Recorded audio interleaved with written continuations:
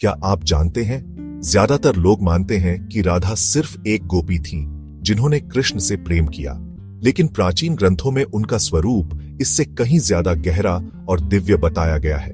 राधा केवल कृष्ण की प्रिया नहीं, बल्कि समस्त जीवात्माओं की जननी मानी जाती है।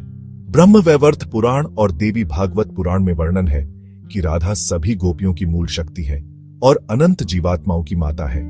वे केवल लक्ष्मी का अवतार नहीं, बल्कि संपूर्ण वृंदावन की अधीश्वरी, वृंदावनेश्वरी है।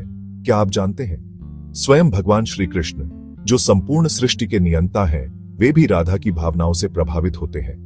उनके प्रेम की शक्ति इतनी प्रबल है कि कृष्ण को भी उनके आदेश और भावनाओं का पालन करना पड़ता है। यही कारण है कि उन्हें नियंता की नियंता कहा जाता है। अब एक और अद्भुत तथ्य, श्री कृष्ण को मदन मोहन कहा जाता है, क्योंकि वे कामदेव तक को मोहित कर लेते हैं। लेकिन राधा जी को मदन मोहन मोहिनी कहा जाता है, अर्थात जो स्वयं मदन मोहन को भी मोहित कर लेती है।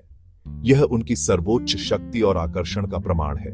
क्या आप जानते हैं, राधा जी के प्रेम और करुणा से प्रभावित होकर कृष्ण ने बाद में ऐसे स्वरूप धारण किए जिनमें राधा के भाव ही समाहित थे। इसी कारण राधा कृष्ण को एक ही दिव्य सत्ता के दो रूप माना जाता है। राधा जी भक्ति की सर्वोच्च प्रतिमूर्ति है। उनका प्रेम निस्वार्थ है।